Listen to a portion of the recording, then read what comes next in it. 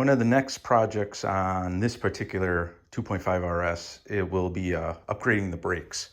So the car currently has the OEM, pretty nasty brakes. But a very common upgrade for these has always been the 4-pot, 2-pot conversion, which I'll usually refer to, but essentially they're the OEM Subaru brakes from like a WRX or other high performance models. All right, so it's kind of a cool swap because it really utilizes, if done correctly, can just utilize factory components. So here are my calipers that I picked up. So these are the fronts. All right, so the 4-pot, two on the inside, or 2 on the outside, 2 on the inside. And here are the rears, the 2-pot, 1 in, 1 out. These I purchased brand new, but they were raw aluminum, so I painted them, clear coated them, and detailed the lettering. These were rebuilt. They were already painted, but I rebuilt them and clear coated them, detailed the letters. So again, these are OEM, components. These are specifically from when I purchased these, I spec'd it as a 2006 WRX. But there's a bunch of applications that use these. The other piece I'm going to be doing when I change them out is the wheel bearings. The rear wheel bearings on this car are howling. So I'm going to do the swap. And instead of using adapters for the rear calipers, I'm actually going to use a set of 2006 WRX rear knuckles. So I'm going to put fresh wheel bearings in those knuckles, kind of freshen those knuckles up and swap them over. So it should be a bolt-on application, but we'll see when I do it, and I will record that, and share that whole exercise. With regards to rotors and pads, I reached out to R1 Concepts through their sponsorship program, but what essentially gets you is discounted rate on their products. So before we jump into the rotors, their sponsorship package comes, there are a couple little tchotchkes. So they came with a license plate frame, a little brake rotor keychain, and a decal. For pads, I went with their Optimum OEP series. It's a semi-metallic pad. And for rotors, this is where they had more choices. So they have like their regular E-line rotor. This is supposedly, they're a little more, but these are the Geomet carbon rotors. And when they reference carbon, there's a bunch of other videos on the internet about R1 products and to me, they're all kind of unfair because there's a lot of them seem to have ill-placed expectations around the rotors, right? So when they say carbon, these are still steel rotors. When they reference carbon, it supposedly has a higher carbon content, the steel alloy, which is supposed to help with their, with the product.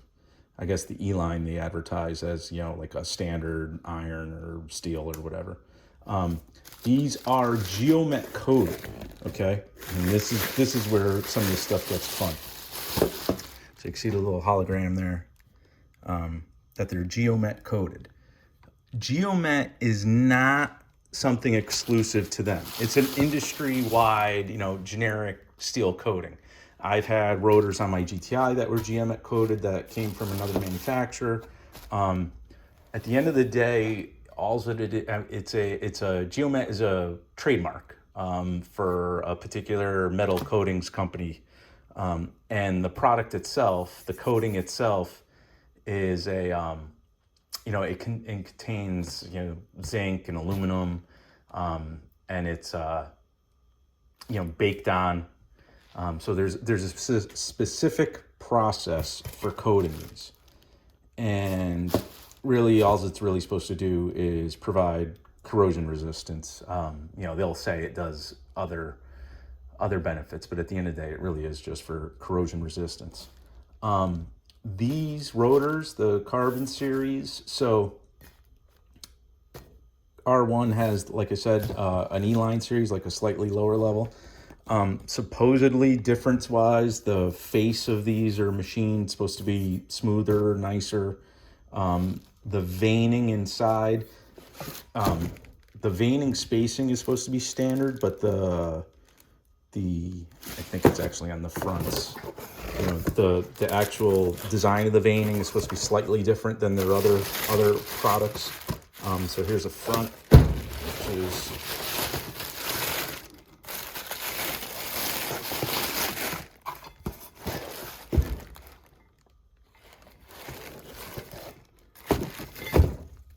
larger.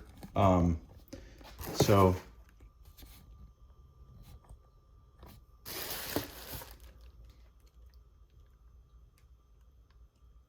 there are a couple options when you purchase these. So you could get them plain, you could get them drilled, you could get them slotted, or you could get them drilled and slotted. So that's the option I went with, was the drilled and slotted.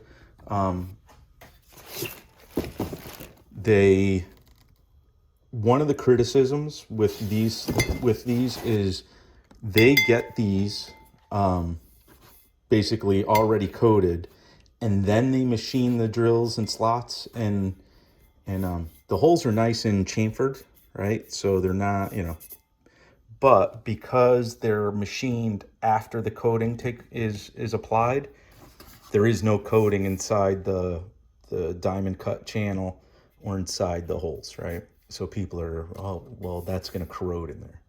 As soon as you use these, you got to remember that the pads make contact with this surface right here on both sides. The coating gets worn off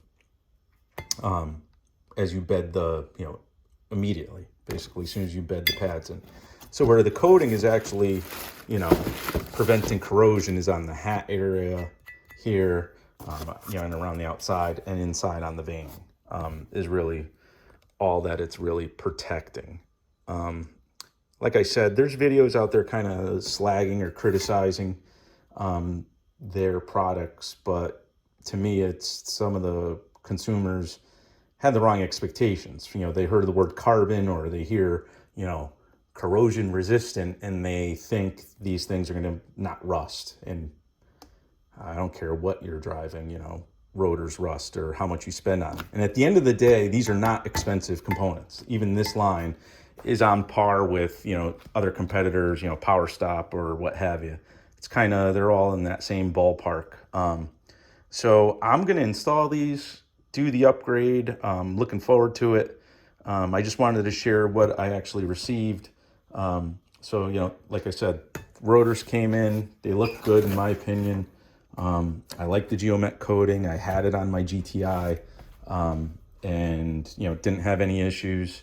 The little sponsorship kit came with, a couple little doohickeys here, and I'll swap them on. But, check them out based on price alone.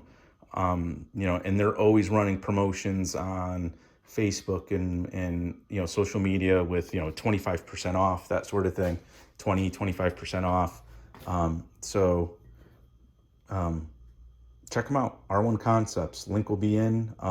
Subscribe down below, and get notified for the next video when I'll be installing these on this car right here.